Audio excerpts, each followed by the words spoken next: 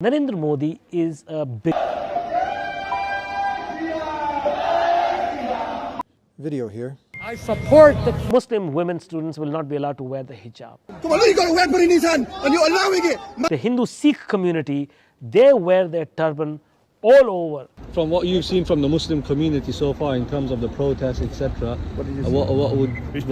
it's been peaceful, yeah? India's judges are also highly Islamophobic now, many of them. The police in India are historically anti-people. As a Hindu here who's coming on to go ahead and create awareness on this great injustice that's going on. मदरसे के सारे विद्यार्थियों को ऐसे शिविरों में भेज दिया जाना चाहिए जहां से उनके दिमाग में से कुरान नाम का वायरस निकाला जा सके. We need to do this for the future of our children, the future of our great country, the future of mankind. This is your brother Uthman ibn Farooq, and I've got a very important message.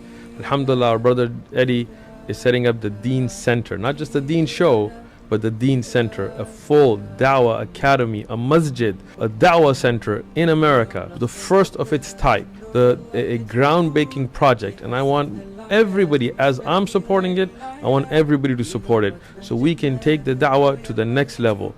We need the Deen Center, please support it.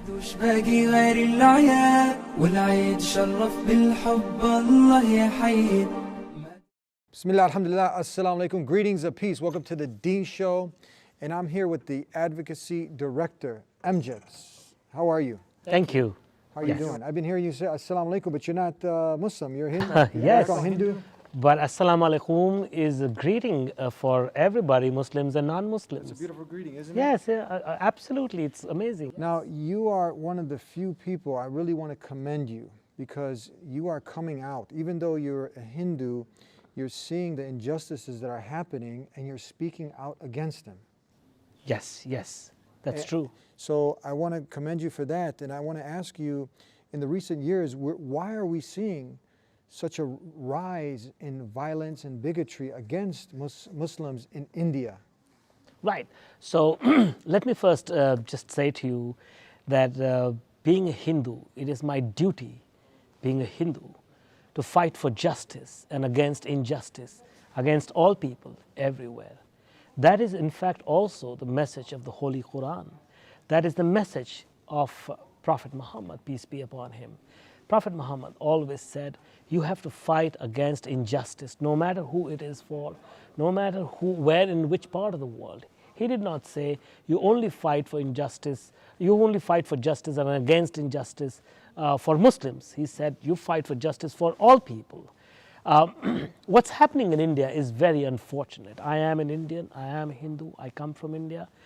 And for all my life, since I was born and raised, we did not see or experience any discrimination. Yes, there were structural discriminations, of course, against people, because it's a work in progress, that society has many fault lines. But the kind of attacks on Muslims that we have witnessed in the last 8 years, and I say 8 years because it was 8 years ago in the month of May 2014 that India's current Prime Minister Narendra Modi, he came to power. Narendra Modi is a bigot. He is a Hindu supremacist. He is an Islamophobe. He is a hater of Muslims. He is somebody who has presided over a massacre of Muslims. Narendra Modi belongs to a party called the Bharatiya Janata Party, that translates as Indian People's Party. There is nothing Indian about it. It is a vile party. It is a vicious party with a horrible ideology driving it. Because the BJP is an offshoot of a much larger organization. That organization is called the Rashtriya Swayam Sevak Sangh. That's a mouthful. It's the original is an Indian language. It translates as National Volunteer Corps. The RSS, as it is more popularly known, was founded in 1925. So it's about to complete 97 years on just one ideology, and that is the ideology of Hindu supremacism. The ideology of Hindu supremacism, or it is also known as Hindutva, is very explicit, and it says India belongs only to the Hindus. Non-Hindus, such as Muslims and Christians, are foreigners, they are aliens, they do not belong to India. India should be run only by the Hindus, for the Hindus, and Muslims and Christians should not have fundamental rights, should be treated worse than second-class citizens. That is the ideology of the RSS. The RSS is the ideological parent of the BJP. The BJP is in power in parliament in India, which brought Narendra Modi into power as Prime Minister, and that is why this ideological movement, this political party being in power in India, it has been driving the violence against Muslims all across India, leading to mob lynchings of Muslims, leading to demolitions of Muslim homes and businesses, leading to acts of vandalism and desecration and demolition of Muslim places of worship such as mosques as well as Eidgah Maidans. All of that is being done, and now they are trying to get Muslims, deny Muslims their citizenship by bringing a new citizenship law.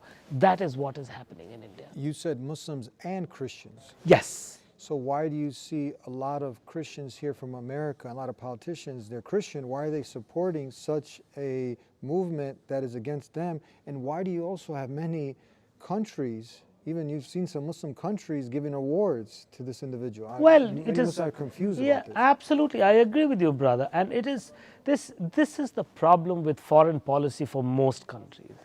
You can accuse the American foreign policy of many things, but you can't accuse it of being long-sighted, of being on the right side of human rights. The problem is that most countries cannot see beyond their noses. Now, that is a critical flaw in the formulation of foreign policy.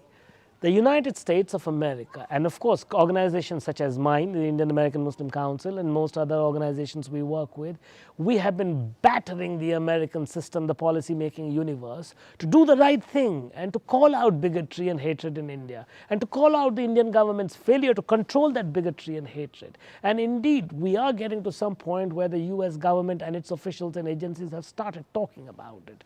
And going forward, God willing, we will see more and more response.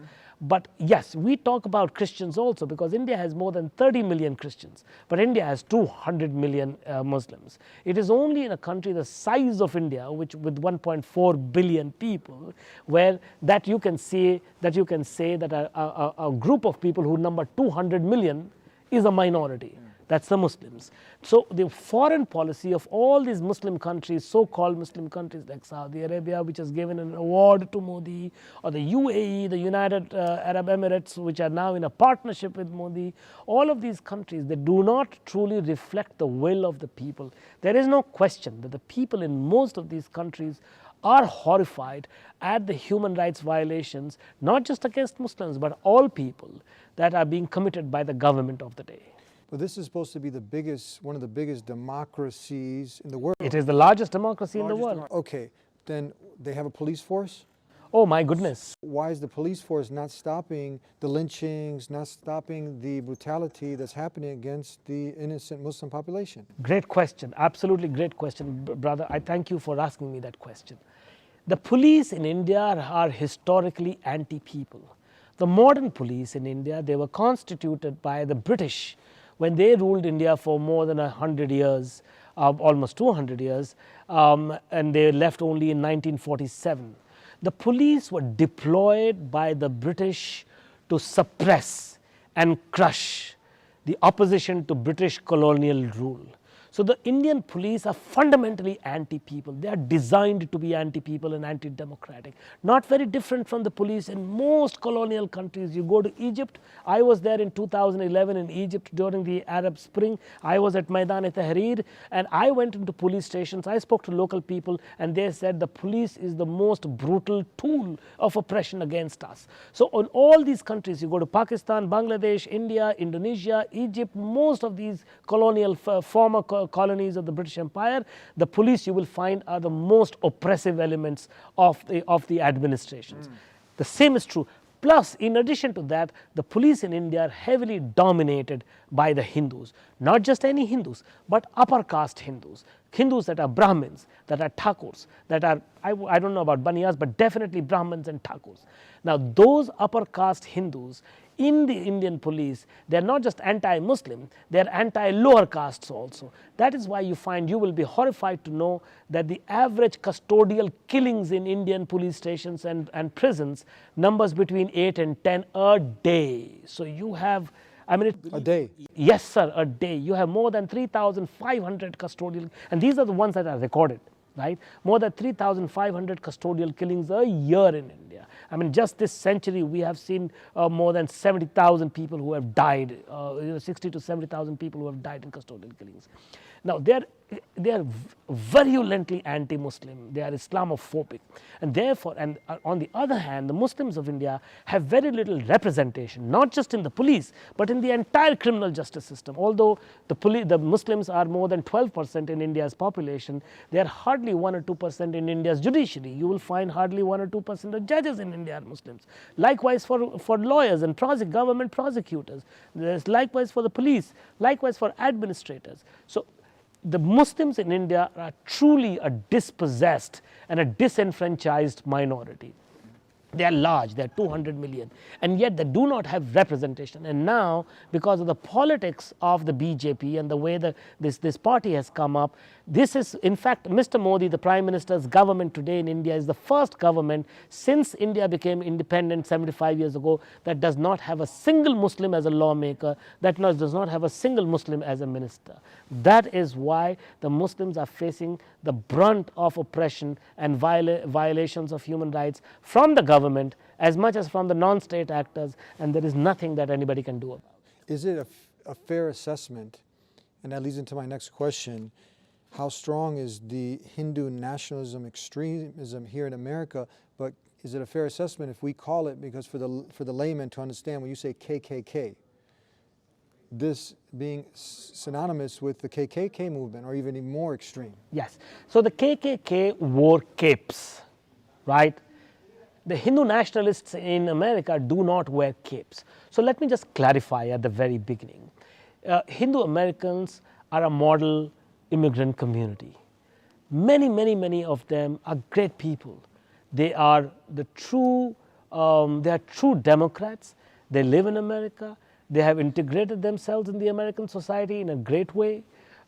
They are loyalists. They are great patriots. They are great citizens.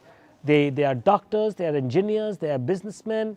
They hold high positions. As we all know, companies like Google, Microsoft are run by Indian origin people.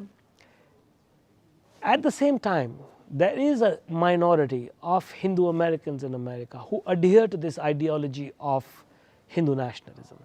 Just a few months ago, a leading Indian American activist named Tenmozhi Soundararajan was invited by Google to do a speech on caste-based discrimination. Tenmozhi Soundararajan is a Dalit.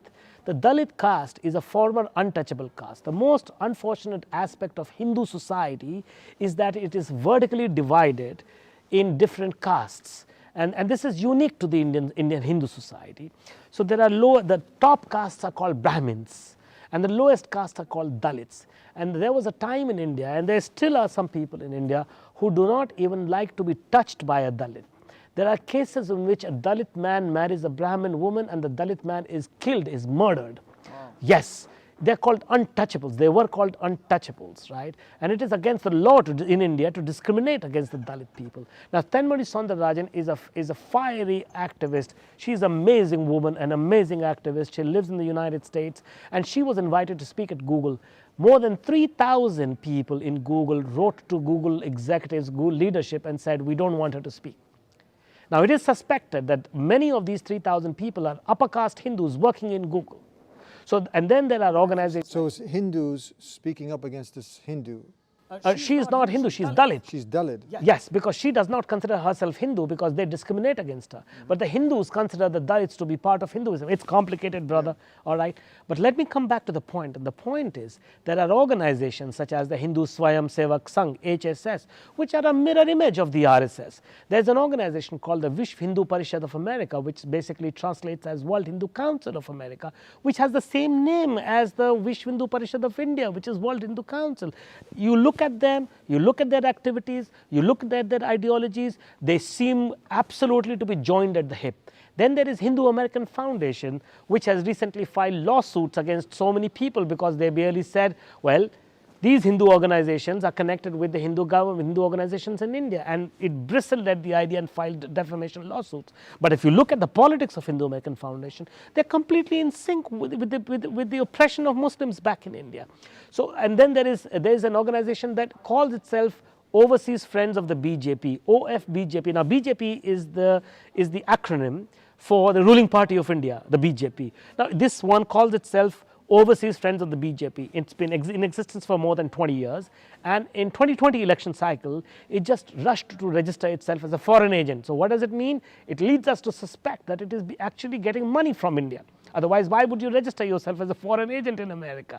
This is called Overseas Friends of the BJP. Now, when you have all these organizations in America, you know clearly that they are up to mischief, and that mischief is Hindu nationalism.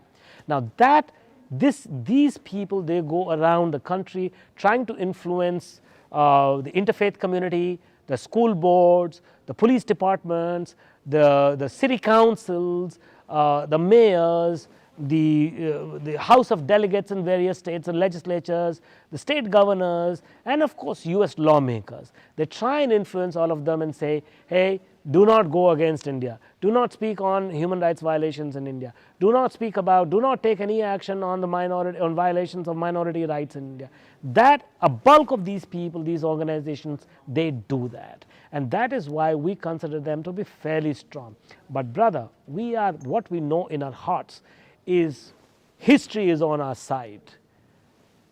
The whole idea that repression, bigotry, discrimination has no future in a world that is increasingly liberal, that is increasingly progressive, that is increasingly pluralist. We are confident that these organizations will bite the dust in the United States of America. Their ideologies will bite the dust in the United States of America, and we will succeed in ensuring that the flag of pluralism keeps on flying high. But in order to do that, we have to fight the good fight and continue doing so. I want to get your reaction to this video here. I support the killing of the Muslims and the Sikhs in the Republic of India because they deserve to die. Terrible. Filmed, I believe, in Canada. I don't know if you know this individual. No, I don't. He's openly advocating to Imagine. kill Muslims, not just Muslims, but those who Sikhs. people confuse as Muslim Sikhs. Imagine. Yeah. This is Islamophobia. This is pure Islamophobia.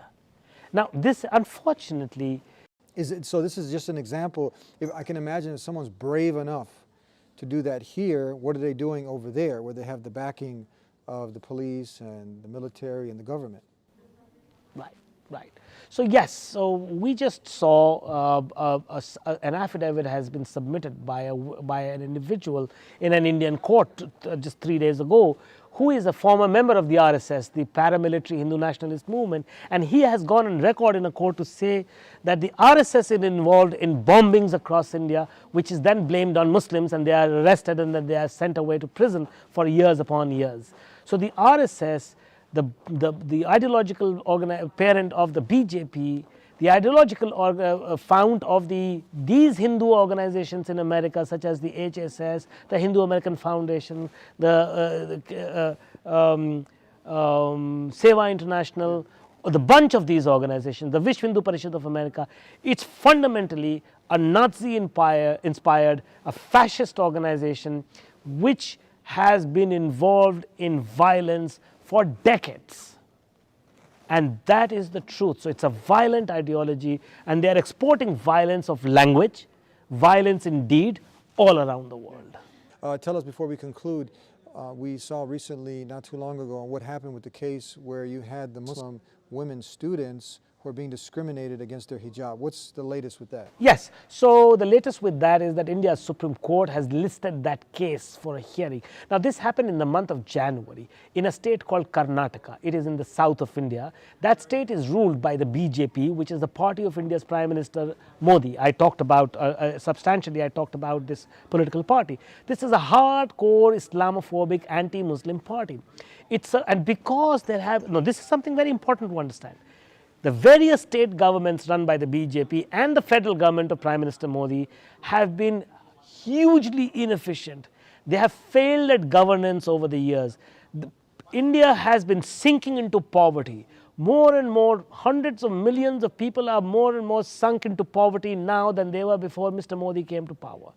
To hide their failures of governance, they keep on harping on the anti-Muslim policies. That's what they do. So this happened in the state of Karnataka, where the state government, out of the blue, for no reason absolutely, it created a new law saying Muslim women students will not be allowed to wear the hijab. Now that has become, thousands of Muslim girls have lost their year. They could not even take their exams because of it. They went to the state high court. The state high court did not accept their petition because, like I said, India's judges are also highly Islamophobic now, many of them. And they're giving completely partisan rulings. It is laughable. It's shocking how the Indian judiciary has collapsed under the pressure of Hindu nationalism. It's completely unbelievable. There was a time not too long ago when by and large the Indian judiciary was considered non-partisan. It was considered in many ways on par with Western democracies. But now the Indian judiciary has completely collapsed under the weight of Hindu nationalism. So the High Court in Karnataka, it ruled against the Muslim women. They immediately went to the Supreme Court in the month of February, and the Supreme Court said, oh, there is no rush to hear this case. So as a result, thousands of Muslim girls and women have lost their year. Now the case has been listed before the Supreme Court. I can only pray that the Supreme Court will do the right thing, follow the Constitution of India, which is explicitly clear, and it says that no one shall be discriminated against on the basis of religion. But you never know with what's going to happen with the Indian. Yeah, that's a clear violation of something that's just spelled out right there. Yeah. It's a violation of international law. It is a violation of India's constitution to deny Muslim women from wearing their hijab to schools and colleges or anywhere, because the Indian constitution bars discrimination. The Hindu Sikh community, they wear their turban all over, in schools, in colleges, in their jobs, in the army, in the government, everywhere. And they are not stopped. I want to commend you once again, and would you be willing to come back on if we have someone from that party who wanted to come on and go ahead? I would love to talk to them, sit across the table and talk with Hindu nationalists in America. All right, if we can. I doubt though whether they will join you. Well, we try to keep it open and fair and balanced, so if there's anybody from that party like to come on the Dean Show, we'll bring our friend here on and let's get to the bottom of things. Bring them on. Thank you very much. Thank you, brother. So much. Thank you. Thank you for your wonderful work and contribution as a Hindu here who's coming on to go ahead and create awareness on this great injustice that's going on. Like I said, it is the duty of all right-minded Hindus, Muslims, Christians, Jains, Sikhs, Zoroastrians, Baha'is, Buddhists. It is everybody's duty, including the duty of people of non-faith, of no faith, to fight for justice for everybody. God bless you. I cannot leave without giving you a gift. If you're not yet Muslim and you're tuning in to see what these Muslims are talking about and you like a free copy of the Quran, go ahead and visit thedeenshow.com. We'll take care of the postage and everything and get it delivered to you. And if you still have some questions about Islam, call us at 1-800-662-4752. We'll see you next time. Until then, peace be with you. Assalamu alaikum. This is your brother Hamza Andreas Zorzis, and I want every single one of you to support Eddie from the Dean Show financially and otherwise. But in what way? I want you to support his new project, the Dean Center. It's going to be a transformative experience, this center. Why?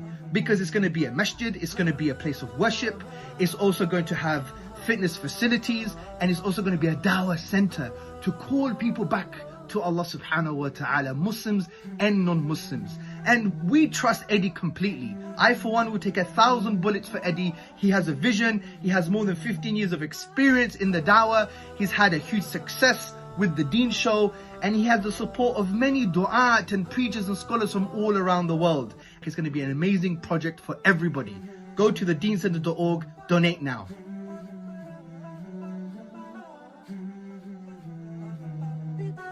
Huh.